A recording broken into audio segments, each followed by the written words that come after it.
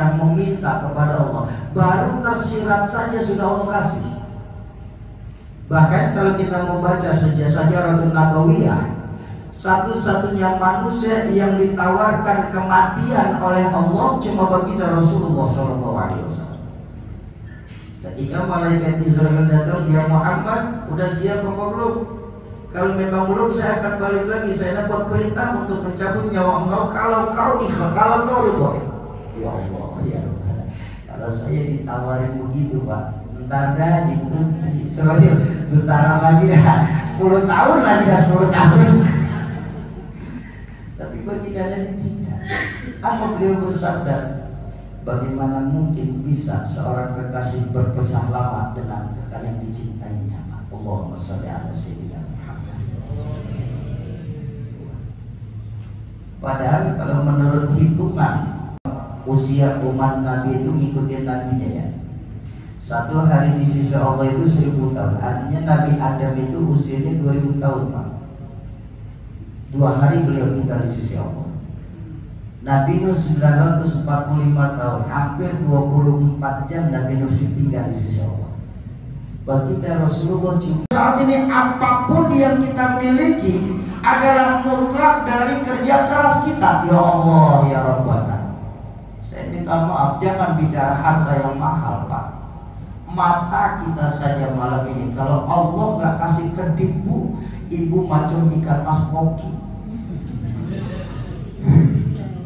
Pernah bayangin nggak? Mendelik terus. Makanya ada satu zikir yang sering kita tinggalkan sekarang ini sebagai umat Islam. Apa? La haula wala quwwata illa billah. Upaya apa? Baginda Nabi sering kali mengingatkan dalam hadis, irhamu ma fis sama yarham. Ada tiap bulan income, bahkan punya status PNS. Saya juga PNS, cuma bapak PNS pegawai negeri sipil, saya PNS pegawai Nabi SAW. Lu iya, bapak punya. Tapi kalau kita mau berbicara, mau berbincang-bincang dengan Allah, maka sholat. Karena sholat itu Allah langsung menjawab setiap bacaan sholat kita. Kapan? Ketika membaca surah Al-Fatihah.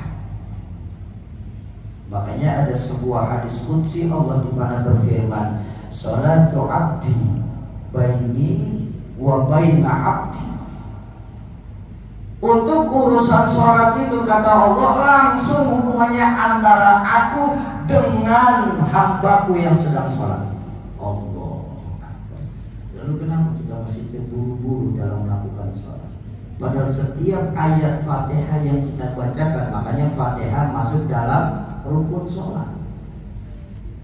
Betul? Makanya Fatihah itu setiap ayatnya Allah langsung nyambut, Pak. Allah yang langsung jawab. Bismillahirrahmanirrahim. Alhamdulillahi Rabbil Alamin. Luar biasa. Lalu kenapa ketika Allah memuji kita setiap rakaatnya kita biasa-biasa saja?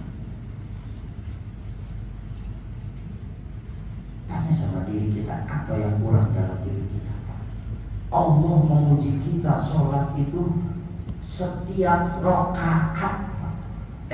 Makhluk langitku, saksikan dengan kekuasaanku, hambaku di dunia saat ini sedang memuji. Ar-Rahmanir-Rahim.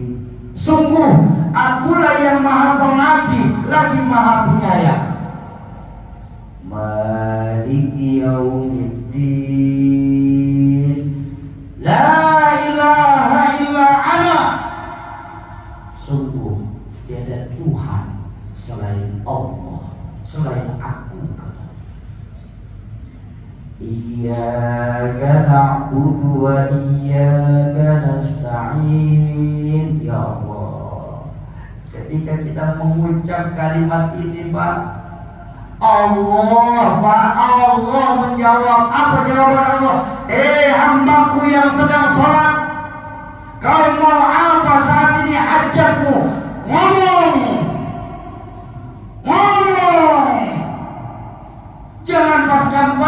rajin ngomong, begitu jadi lupa ngomong.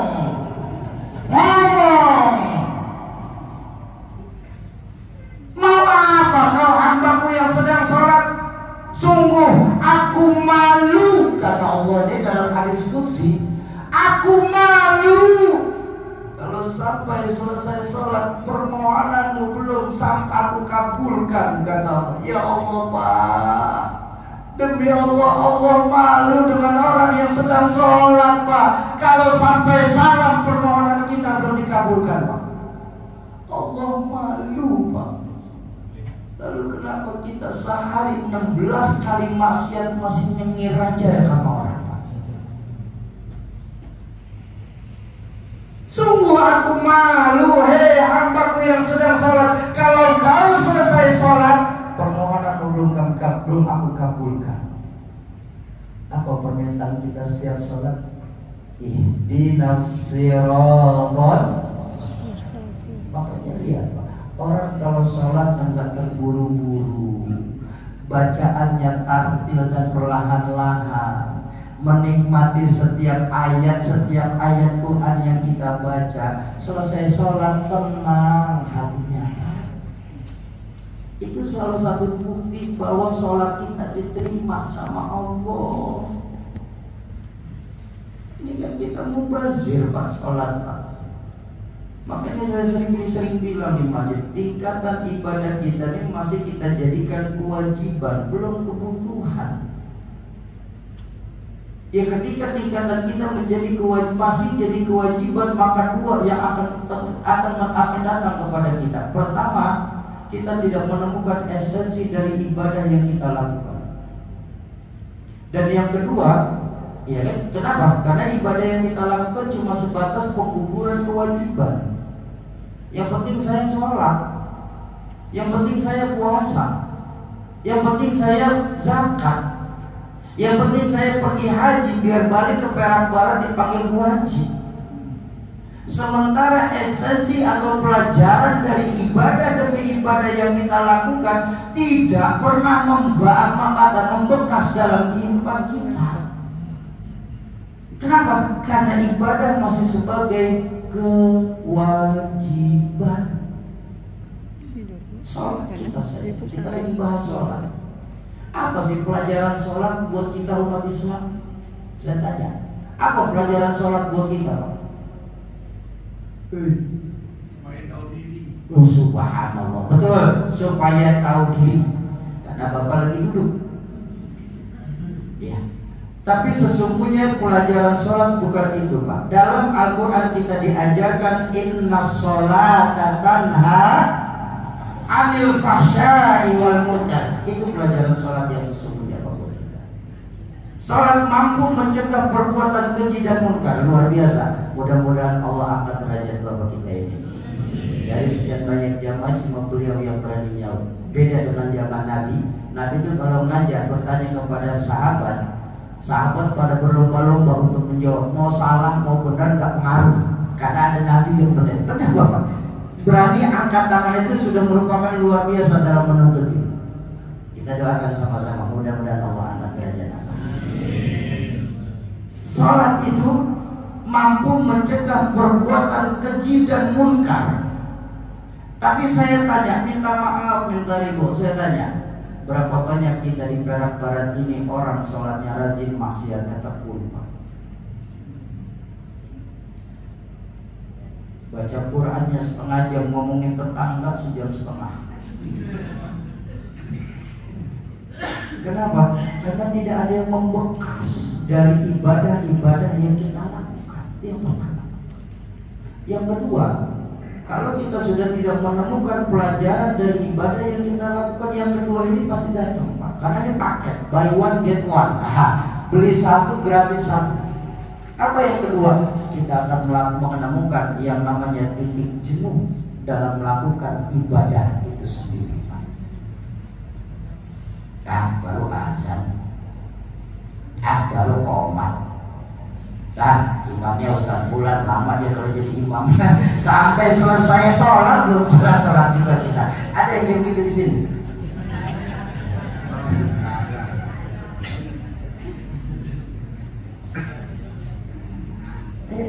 masjid lah. Kita kembalikan lagi nilai-nilai keimanan kita kepada Allah lewat gerakan sholat sunat.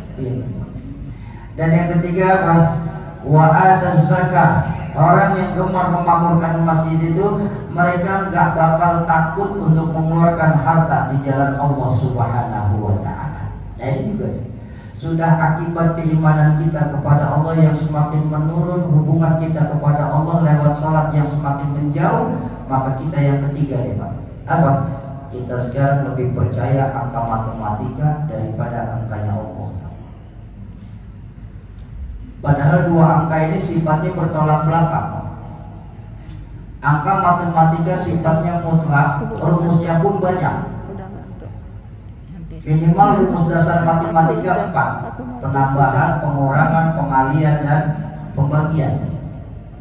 Hasilnya mutlak, 1 tambah 1 2, 1 kurang 1 0. Nggak ada saya belajar SD 1 kurang 1 setengah. Kenapa setengah? Karena kenal. Matematika nggak bisa kolusi, nggak bisa nepotisme, nggak bisa. Kenapa? Sifatnya mutlak. Tapi ketika bertemu Allah, ya Allah, ya Rabbana, Anta maksudana wa ridhaka matubana. Angka Allah itu sifatnya ajaib. Rumusnya pun cuma 2 diberikan, pengurangan dan penambahan. Pak, Allah tidak akan pernah mengabulkan doa yang lalai hatinya kepada Allah. Karena Allah sendiri yang menegaskan apa? Ud'uni astajib lakum. Mintalah kepadaku maka pasti Allah kabulkan permohonan kita. Inna wa'dallahil haq. Janji Allah adalah pasti. Coba kayak bagaimana Soki angkanya Allah. 1 kurang 1 buat Allah 10. Wah Soki ngaco, sholatnya di bawah pohon bambu kali dia. Mana ada 1 kurang 1 10, 1 kurang 1 0. Itu matematika. Kan kita lagi bicara angka Allah. Ya rumusnya dari mana Soki? Dari Al-Quran. Allah yang menjanjikan man jaa'a bil hasanah falahu asyru amsalihah. Siapa yang berbuat satu kebaikan, Allah pasti akan balas dengan 10 kali lipat. Ada teman saya protes, Yogi, apa Tuhan pelit ya? Saya bilang berani-beraninya Bang bilang Allah pelit. Itu cuma dibalas 10. Katanya Allah Maha Kaya. Oh, soal ayat ini iya. Ini saya bilang. Allah itu Maha mengetahui kadar keimanan orang Perak Barat. Maksudnya seperti model kebanyakan kita jamaah Baitus Salam ini imannya itu kan model pedagang. Tahu pedagang? Yang kalau mengeluarkan duit itu berhitung kali-kali. Baik, masuklah kita ke Baitus Salam. Mohon maaf Pak Haji. Biasanya kalau di Jakarta Haji, sebelum khotib naik ke mimbar itu ada kotak infak lewat. Di sini sama enggak? Alhamdulillah kalau sama. Nah pertanyaan saya, ketika kotak infak di hadapan bapak-bapak saya, bapak sadar berangkat dari rumah atau dari kantor, itu di kantong celananya masih punya duit 100 ribuan, 50, 20, 10, 5 ribu, 2 ribu. Berapa yang kira-kira masukin ke kotak? Nah segitu aja masukin aja. Udah segitu aja udah.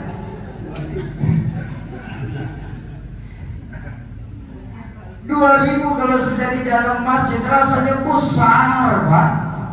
Padahal yang 198.000 itu belum tentu jadi rezeki kita Pak. Rezeki kita yang 2.000 itu. Ini kan kita lucu sudah berjamaah cuma hari Jumat begitu Pak Haji, minta maaf besok-besok kalau hari Jumat bikin pengumuman depan pintu harga surga sudah naik.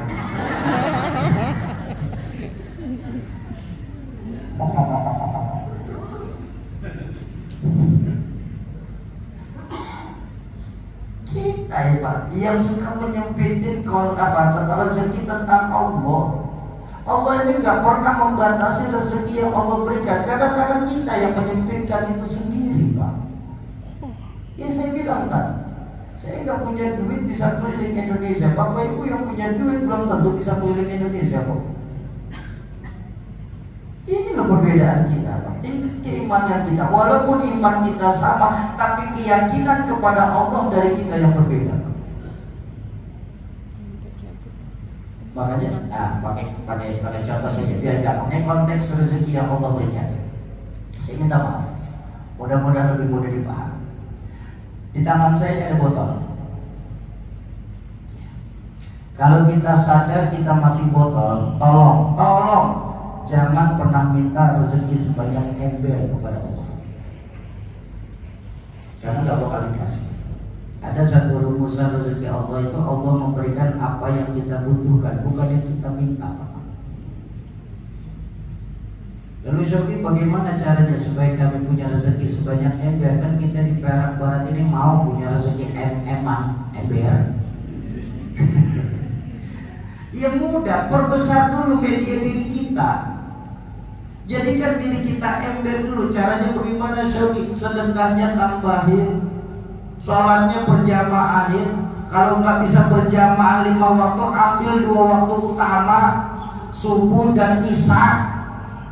Baca Qurannya rajinin, jangan cuma waqiah sama kabaroh. Sama yatim merawatin, jangan cuma bulan Muharram aja. Kalau bulan Muharram kita umat Islam cerewet, ayo lebaran yatim, santuni yatim. Begitu lepas Muharram, galak lagi kita sama yatim. Berapa banyak yayasan-yayasan pengurus yatim yang ngurus yayasannya gemuk-gemuk, yatimnya kurus-kurus.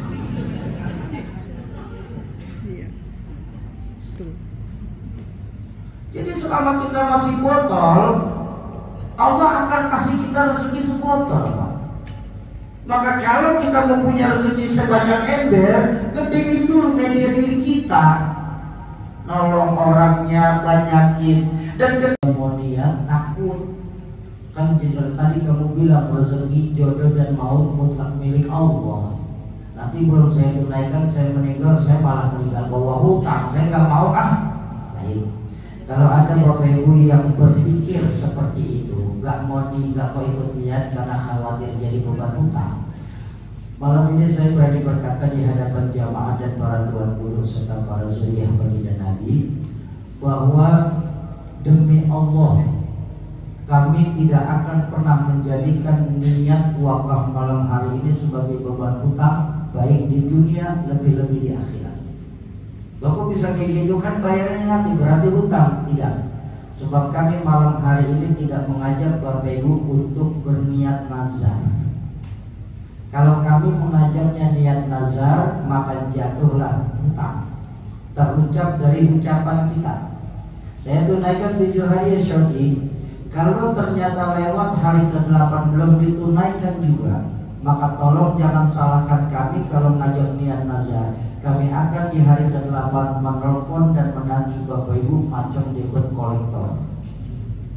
Oh iya Pak, karena nazar adalah hutang. Pun kalau benar ternyata belum 7 hari ketentuan Allah yang terjadi kita meninggal dunia, maka beban nazar ini wajib turun kepada anak keturunan kita. Karena hutang wajib ditunaikan. Lalu yang kalian bawa apa Syarki? Izinkan malam hari ini kepada Bapak